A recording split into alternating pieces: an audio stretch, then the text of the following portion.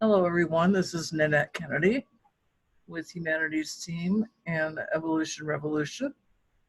And we are reading Tomorrow's God. And Linda is our reader. And we're going to get started right after she reminds everybody where we are. And thank you for being here. Linda. Okay. Hi, everyone. Okay, so we're reading Tomorrow's God, Our Greatest Spiritual Challenge. We're in chapter 19, and we're on page 268.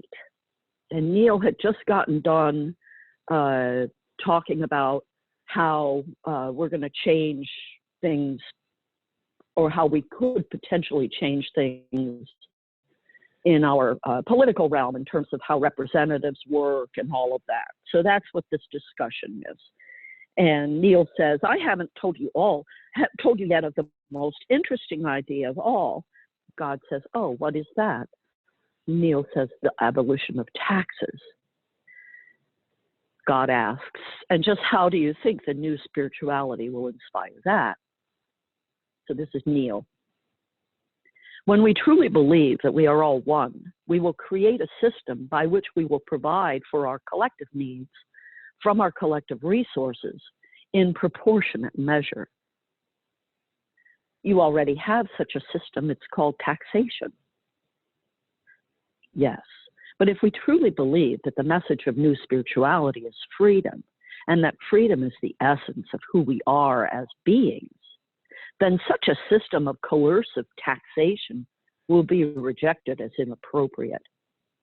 In its place will be a system of voluntary sharing, a regular contribution of personal income. Many spiritual teachers and masters have encouraged this. Among the teachings of the Baha'u'llah is voluntary sharing of one's property with others among humankind.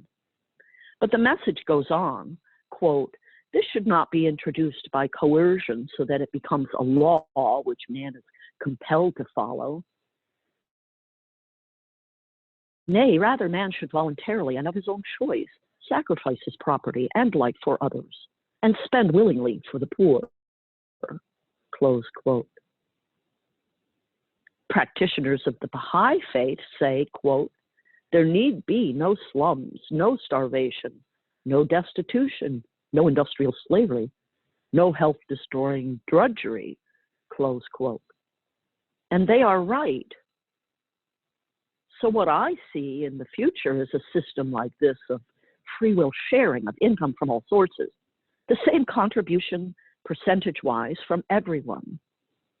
The money would be sent to a central fund through a voluntary automatic deduction at work, or a withdrawal from each person's credit and debit account established at any bank. In tomorrow's completely transparent society, there would be no need for cash. All payments for everything will be made through a C&D account, the simple process of debiting one account and crediting another. There would be no mandatory tax of any kind. This is God. What do you think will cause people to choose voluntarily to have money withdrawn from their account for this purpose? Neil, first, if their basic and most sacred belief is that we are not separate, but are one, a single collective, then to not contribute in proportionate share to the common good would be experienced as not contributing to oneself. It would feel something like cheating on yourself. It would be like going out on a golf course all alone one day and then cheating on your score, writing in fewer strokes than you've taken, even though you know that no one but you will ever see the scorecard. What good would that do? Not contributing to the fund for the common good would be like cheating on yourself. What good would that do? In addition, because the society emerging from the new spirituality will be a totally transparent society, the names of all persons not contributing to the fund for the common good would be printed in the local newspaper, read on local radio and television, and posted on the internet at refusetocontribute.com. Nothing calls people to their higher nature like the light of public scrutiny. This is God. Peer review has always been much more powerful as an incentive than any law. And Neil, now having said all this, I have still not gotten to what I believe will be the biggest and most profound change that will be brought about in our worldwide political and governmental systems. And what is that? The creation of departments at every level of government focused on the creation of peace and the dissemination of information about what works to produce the highest benefit for humankind in every area of human endeavor. Let's look at the second idea first. To date, the concept of shared solutions has not received much attention from humanity's power structure. Brilliant solutions to some of our most vexing problems are being created all the time, with many of them actually put into place and functioning effectively on the ground right now, but nobody knows about them. The result is that we are continually having to reinvent the wheel from location to location all around the world. Almost every human problem has been solved somewhere. Yet sharing the solutions that have been created by our most imaginative minds is something that humanity is not doing at anywhere near the level of which it is capable. The simple application of already existing technology would make it possible for the human race to map out functional strategies with which to approach virtually any challenge. What might be the problem? Creating the best educational program possible, better than anything now being offered in almost all the places on Earth. It's already been done. Finding a way to finance newly emerging enterprises of small business people, and particularly women and racial minorities, as well as those with little access to entrepreneurial funding. It's already been done. Providing healthcare for all in an affordable and effective way, it's already been done. Eliminating starvation and deep hunger as a human experience, regardless of a person's ability to pay, it's already been done. Truly, what is the challenge? Curing the most ravishing diseases of which we are aware? Done. Governing ourselves in a way that provides a high quality of life, equal opportunity, and maximum freedom of expression for all? Humanity's already done that. Reducing crimes by cleaning up ghettos and transforming the breeding grounds where criminal behaviors are born by creating new hope and real opportunity in the lives of those who commit them? Humanity has already done that. We know how to do that. I ask a third time, what is the challenge we think we cannot overcome, the problem we think we cannot solve? Increasing tolerance and reducing conflict among people of different cultures, races, beliefs, histories? Humanity has already done that. We know how to do that. Facing our collective sexual dysfunction at last and creating a sane and sacred sexuality for all human beings to celebrate and enjoy? Humanity has already done that. We know how to do that.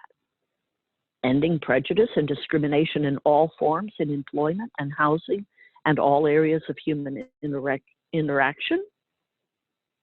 Humanity has already done that. We know how to do that. The list of our ills is endless, and the list of solutions we have found is equally long. The problem is not that we have failed to find any solutions. The problem is that we have failed to share them.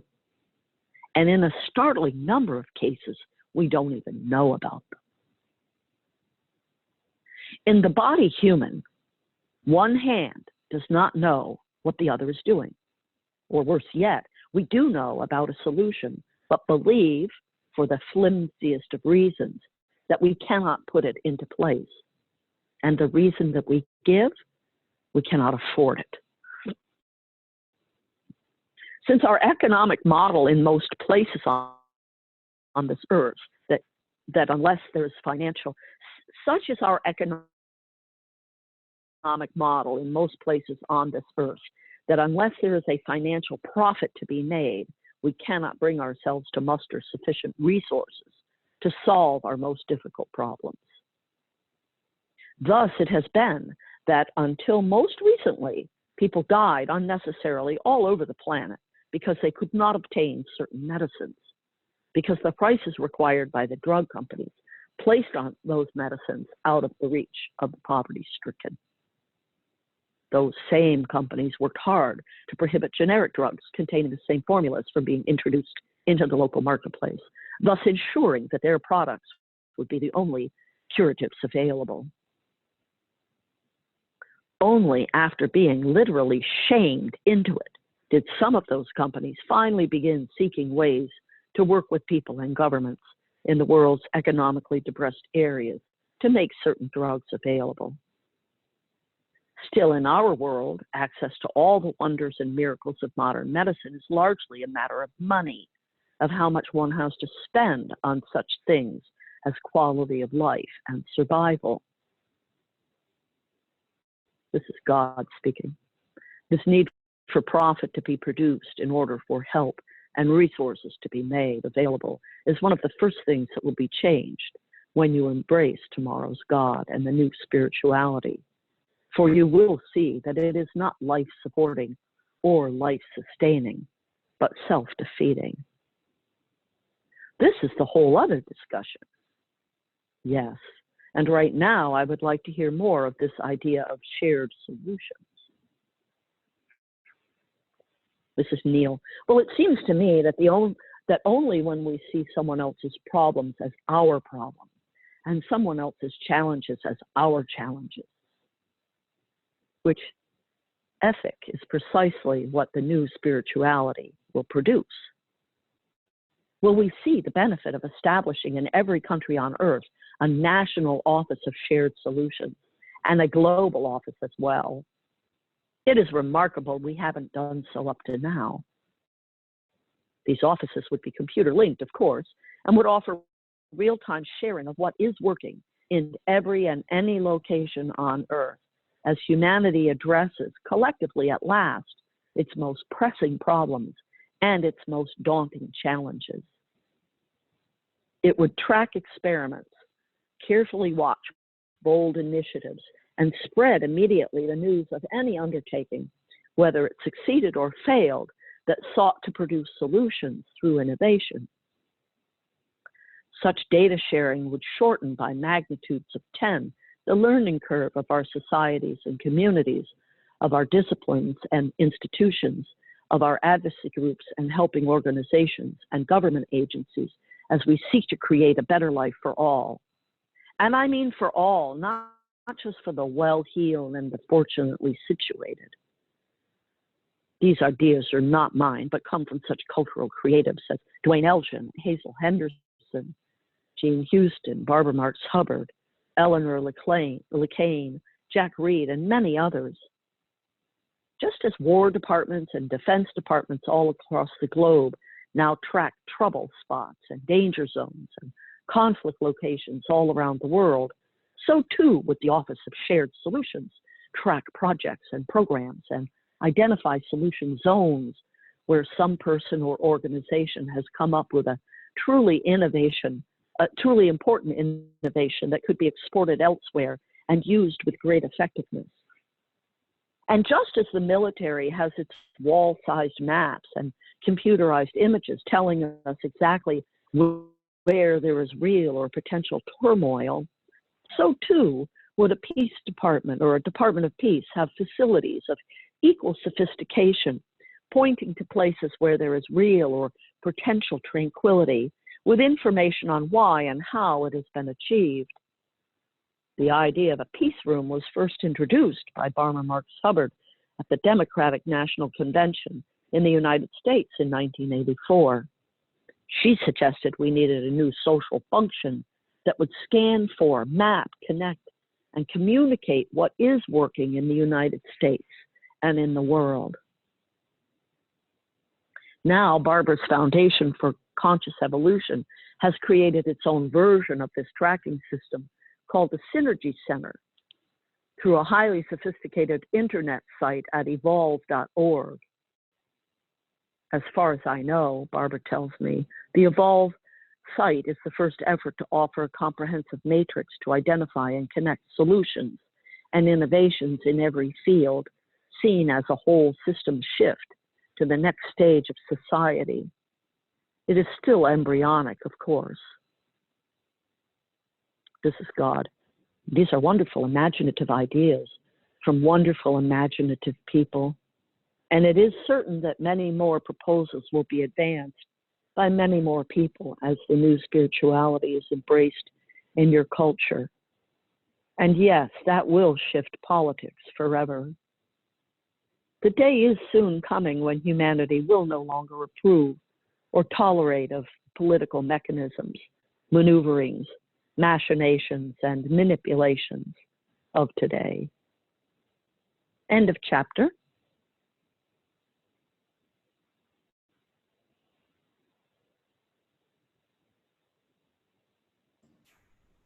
I couldn't get off mute. Who would like to start?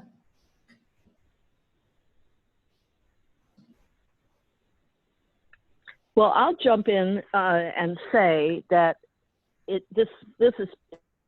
fascinating because I was at, I think I mentioned this, 2 different climate action or climate change meetings or symposiums or whatever you want to call them this week. And it's fascinating to understand all the different organizations that exist that are doing things as it relates to climate change, to adaptation, to sustainability, and we don't know about them. We don't hear about them. You have to go to one of these meetings to even know that there's something like that even going on. I found it fascinating, and then he goes and talks about it right here today. Over.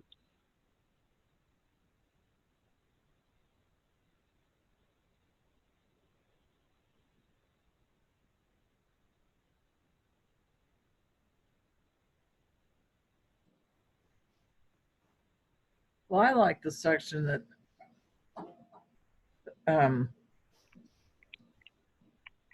talks about, having what's working rather than what's not working. Right. Because it's a form of, the good news. And I don't know how many of you watched the Humanities Team Facebook page, the worldwide page, but I put up a quote yesterday or day before yesterday that said, let's see if I can find it real quick. It says,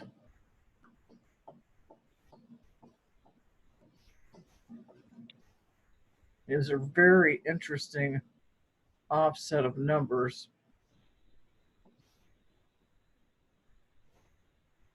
In essence, it was about, get the spinning wheel. Who knows what we'll end up with? But it talks about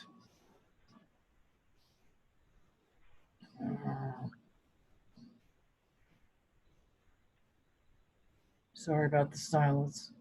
I know that's not a good thing to do on quote unquote radio.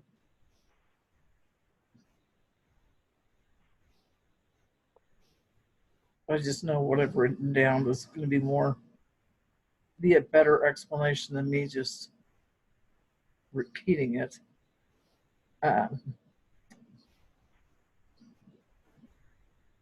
Anyway, it was a cartoon, and there's a gentleman sitting in front of the TV, and the caption under or above it says,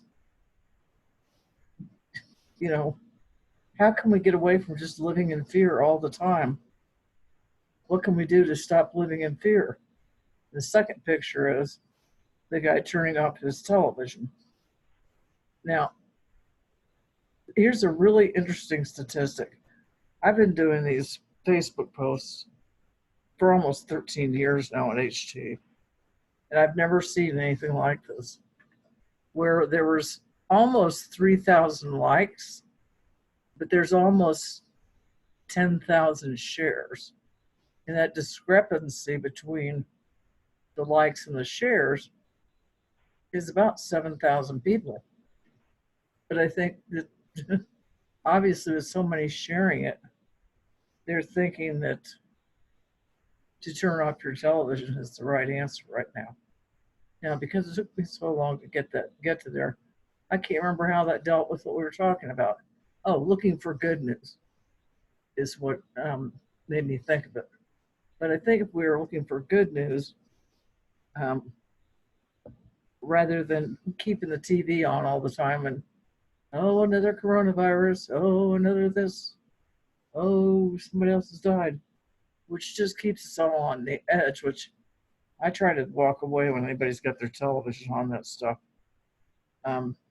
because I don't think it's really helping us. I think it'll be better time spent if we were heard the positive stories of those that are surviving this virus. Over.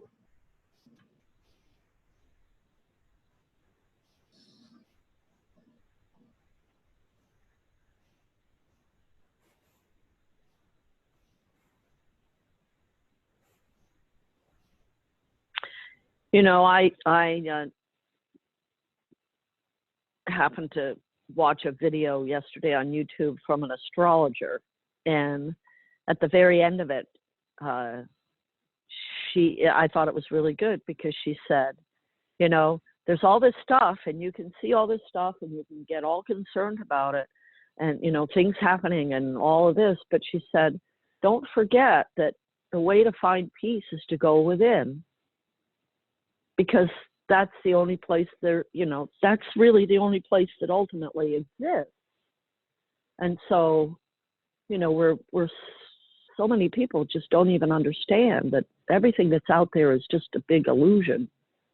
It's not really what's real. It's not the ultimate truth of what's going on here. So I was just appreciative of her, you know, trying to remind everybody that, hey, it's all fine to talk about, ooh, there's going to be 6 supermoons, but don't forget to meditate.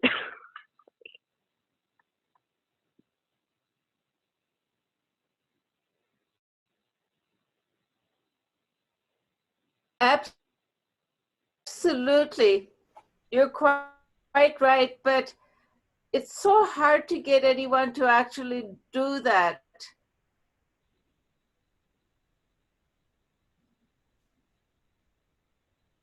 Yeah. It's just, I don't know, it seems to be ego or separation or something.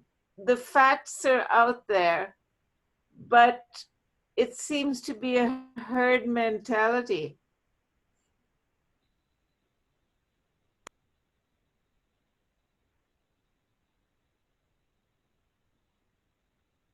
And I just realized how judgmental that was, what I just said. Well, I think you bring up a good point anyway. And this is the first one in my lifetime where I'm in the corral of people who are, I've got some underlying conditions that put me in the high risk for taking off and going into outer space, if you know what I mean. Yeah. So I've been really trying to stay away from the icky news. It's just because I don't want to, if it happens, then it happens.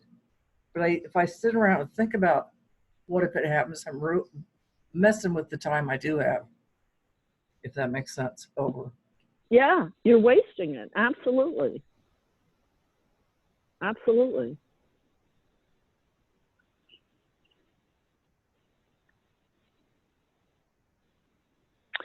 There was something else in this chapter that, or in this reading section here, I wanted to see if people were interested in talking about. I actually, the idea that everyone's going to equally contribute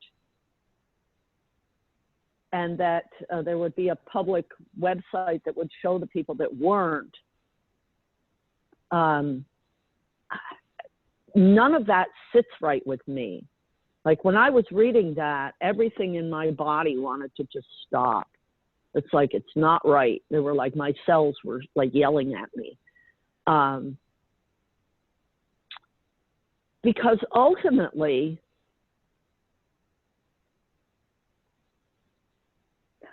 I think the change that occurs is much bigger.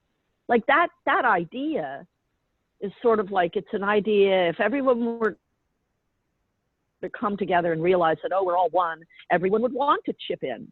But when you take it to the next level, which is we are each creative beings, I really feel like the solutions and the way things get solved happens in a way that it's even beyond money. Like we don't need to live even in that structure of money and taxation or contributing or any of that, because when we make this shift and we understand it, we manifest what we need. We manifest what somebody else needs if they're not manifesting it for themselves. I don't know. It didn't sit well with me. Over. I feel like there's a much bigger solution. Over. Doesn't sit well with me either, just because of the sort of shame aspect of it. You know, we're gonna post the names of people who aren't contributing, so that like peer pressure and shame will make them do what's right instead of it coming from the heart space, you know? Yeah, it's like I want to rip those pages right out of this book because they don't even fit, as far as I can figure, into what we're really talking about when we talk about tomorrow's new God. Shaming won't be a thing. Right.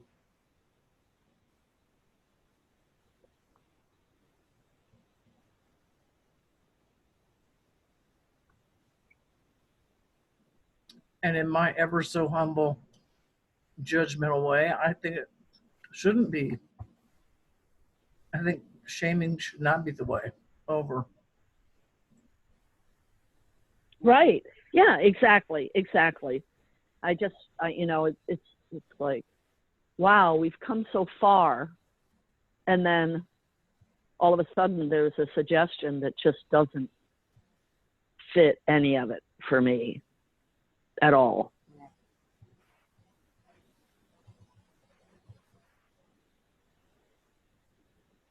Well, what is the solution then? I mean, it's not shaming. I guess it's compassion.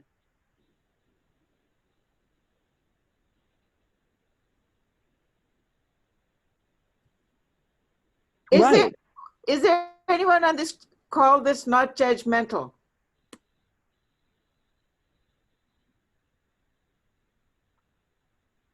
I think it's our natural tendency to be judgmental. I know that I really work every day, all the time, to be in acceptance of what is and not judge it, because the minute we're judging anything, it's like we know better than God, and we don't.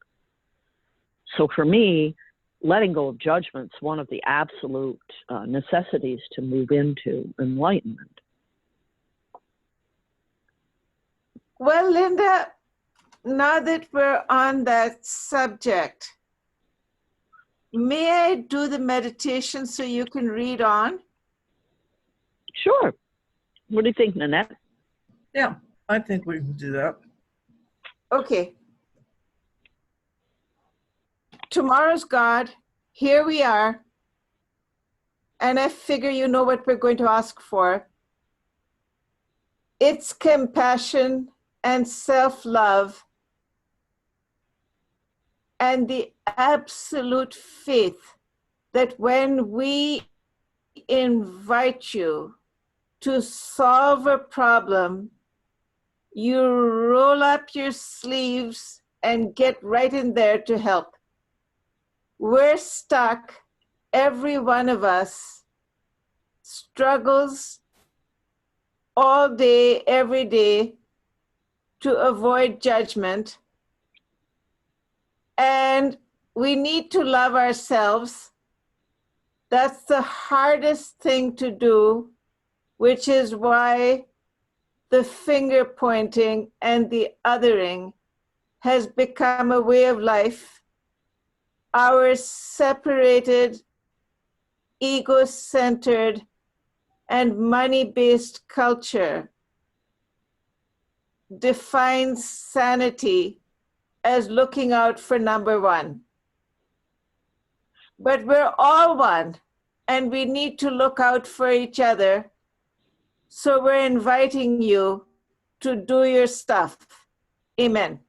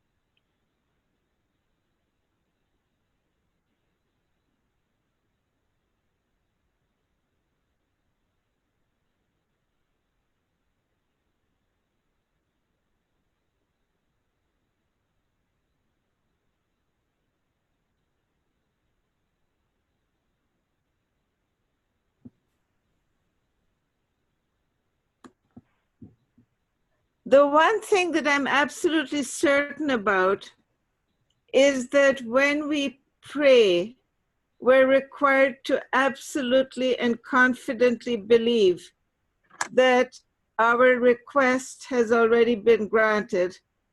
So we're thanking you as a collective, Nanette, Mary, Bima, Linda, Angela, and I, we're thanking you, tomorrow's God, for giving us the compassion and the faith that whatever we do to anyone else, we've already done to ourselves.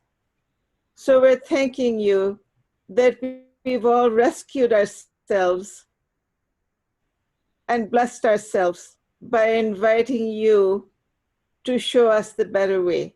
Amen. All done.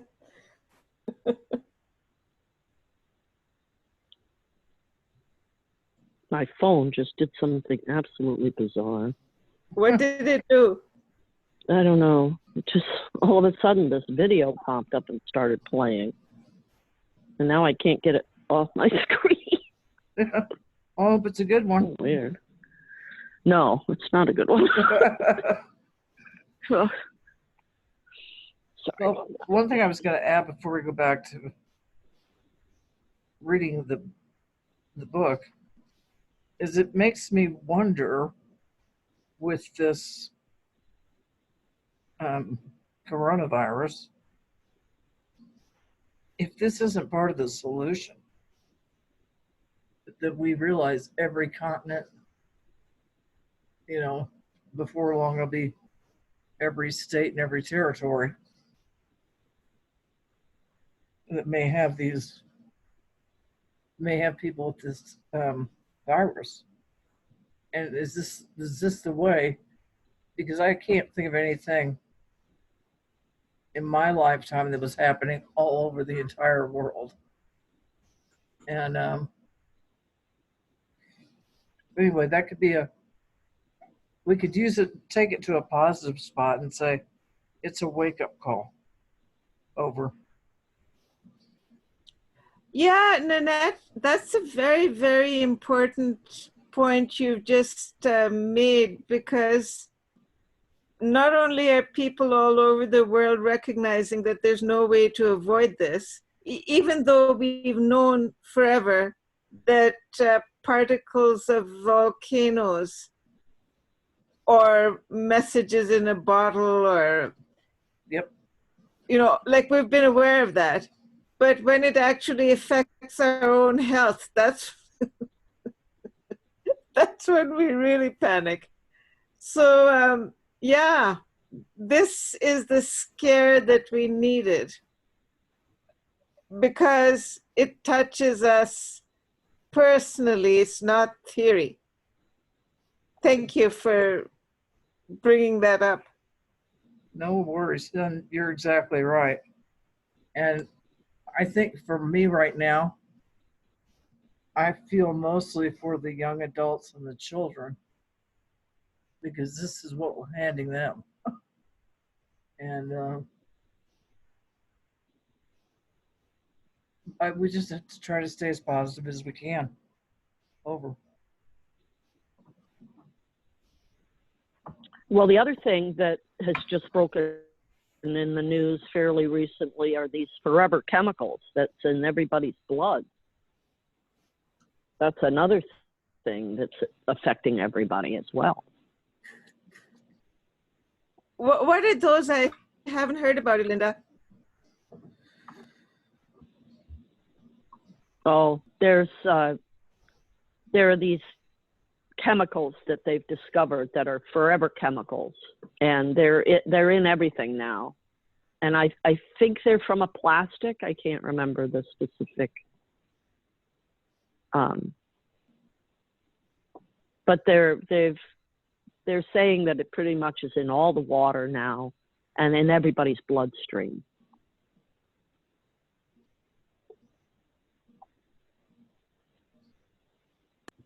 Wow.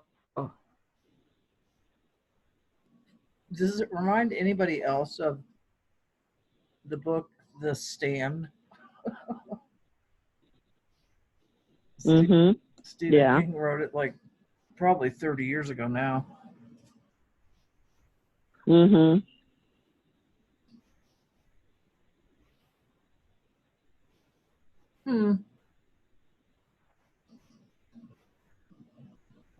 All right. Should we read for a few more minutes? Or go ahead. Sure. You can go ahead, Linda. What were you going to say? Just that, you know, it's all a function of divinity.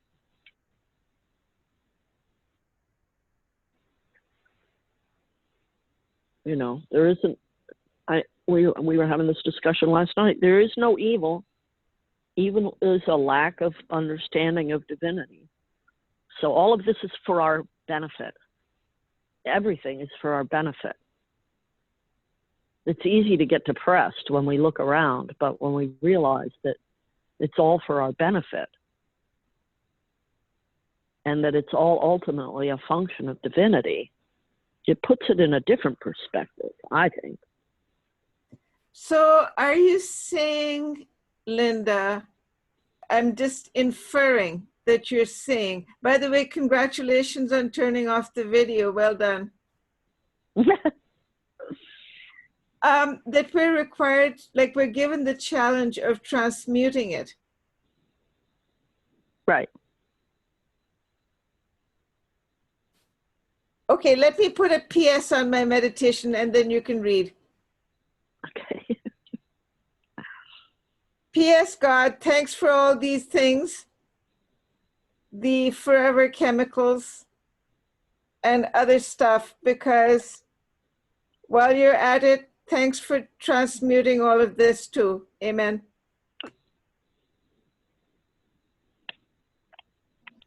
Amen.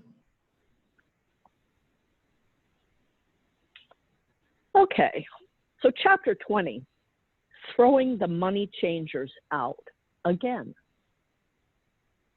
This is Neil speaking. We've had so much corporate scandal in this world and so much corporate greed. The executives, many of them at the top of these corporate ladders, claim to be God-fearing people. Yet somehow they have found in the teachings of yesterday's God a message that has given them room to behave as they have behaved and to imagine that it is all totally okay. Global conglomerates threaten to take over the world. They're more powerful now than most governments, perhaps more powerful than all governments. They certainly seem to be running our governments. We've shaken our heads and wondered what kind of ethic could create such business practices, such an abuse of power. If this is the ethic of today, bring on tomorrow's God fast. But what will that look like? How will the new spirituality affect worldwide economics? This is God. The first thing you'll notice is that economics will no longer be separated from any of your other life systems. Once again, the concept of unity of all things, the foundational belief of the new spirituality, will play a lead role in the creation of tomorrow's world, and specifically with relation to its economics. In the days of the new spirituality, all economic, commerce, and business considerations will become a part of a whole systems approach to the creation of a way of life and the construction of a society that works for everyone. Until the most recent years on your planet, economic plans have been laid and economic moves made with little or no consideration of the societal consequences or the environmental impact of those choices. Closing of plants and wholesale movement of companies from one location to another, to say nothing of out of the country, has occurred with scarce attention given to the effect that those decisions have created on anything but the bottom line. The so-called human costs have simply not been a part of the equation. But in the future, conscience will be brought back into commerce. Consciousness will be raised and awareness will increase around the issue of multiple impact. Decisions will not be taken in an environment of isolation. Businesses will understand themselves to be communities of people and to be part of larger communities of people, the lives of whom are directly affected by their choices. And in this understanding will be found a whole new raison d'être. In the days of the new spirituality, the purpose of business and commerce will be changed. In the current model, a business exists to make a profit for its owners. This is Neil. Well, now that's a bit harsh. Many businesses exist to serve the public in some way. God, all businesses are profit-driven.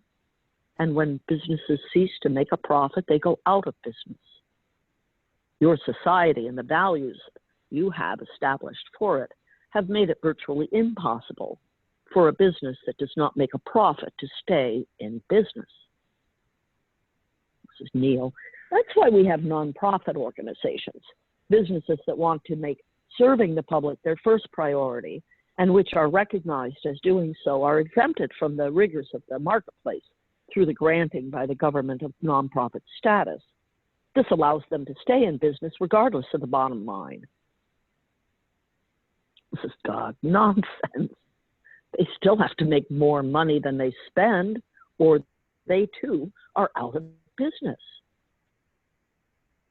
Ask any so-called nonprofit hospital. Yes, the truth is that more and more nonprofit hospitals are turning away more and more indigent patients because of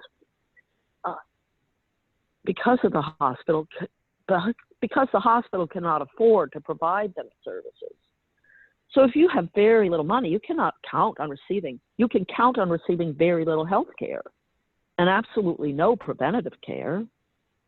Emergencies, perhaps even that is not guaranteed, but preventative medicine or maintenance care, forget it. This God. Well, what's wrong with that? What's more important, the quality of human life or the profit margin of the doctor's office, hospitals, or the elder care facilities? Well, the quality of human life. Not according to your society. According to your society, profit is the most important thing, even for your nonprofits. You are cutting down and cutting off social services all over because you, quote, can't afford them. You are providing fewer and fewer programs in your schools because you, quote, can't afford them. You are sending the mentally ill back onto the streets, shutting down halfway houses and other facilities because you, quote, can't afford them. The thought you can't afford a civil society is what is causing your society to no longer be civil. As long as you insist on a social system that creates haves and have-nots, you will face this problem. And as the gap between the rich and the poor widens, which it is doing every year at an accelerating rate, you can expect civility to all but disappear. This is Neil. But no matter, nobody cares. Let them eat cake. Wasn't it Marie Antoinette who said that? The few need their $100,000 plus incomes and their 2 or 3 cars and their $2,500 big screen TVs and their multi-acre estates. As for the rest, throw them some bread. This is God. Well, you've stated it pretty much as it is. This is not something that many people want to look at, however. Yesterday's God has been characterized as pretty much of an every man for himself kind of God. That's because the old God is understood to be separate from human beings, and yesterday's spirituality says that human beings are separate from each other. This is Neil. With all this separation going on, God has to take care of his needs, and humans have to take care of theirs. If God's needs are not being met by humans, incidentally, then God has to do what God has to do. If humans get caught in the fallout from that, well, gosh, what can be said? Humans likewise have to take care of their own needs. If their needs are not being met by other humans, incidentally, then humans have to do what humans have to do. And if other humans get caught in the fallout from that, well, gosh, what can be said? Life is tough. Quote, in the developing world today, there are 3 billion people living in poverty, close quote, according to social commentator Jack Reed in his book, The Next Evolution, Making the World Work for Everyone. Quote, of those 1.3 billion live in absolute poverty. We're not talking about what is defined as poverty in the US. We're talking about absolute, abject poverty, where people can't meet the basic needs of food, safe drinking water, and shelter, and where daily survival is the task at hand. God, that's because you have an economic system, the purpose of which is to generate profit. Well, that should be the purpose of this. What should this purpose of the system be? There should be no shoulds in the universe. Who would be doing the shoulding? Okay, I understand. Tomorrow's God doesn't require anything. That is correct. The idea that requirement exists is an illusion. It is one of the 10 illusions of humans. I wonder if we should stop here. It seems like we're going to transition into a new conversation topic. I think And we just have a couple minutes it's a good left. place. I think it's a good place Okay. to stop. Thank you very much, Linda. Yes, thank you, Linda, for reading. You're welcome. And thanks everybody for joining us. And hopefully within the next week, we'll be able to get everybody on the same track and hear the news that we are now in summertime or daylight savings time here in the US. So And I think Europe did it earlier, didn't they? Did they do it last week, or have they not yet done it? I don't know. Speak up, Angela. Well, a couple of weeks, yeah. I think it's at the end of the month, I think. Oh, so you haven't done it yet. Okay. Well, happy change of light. And I know, what else can you say? And we'll see each other next week. Yeah, thank you, everyone. All right. Thank you, everybody. Love you all. Thanks, everyone. Bye. Love you. All right. Bye-bye.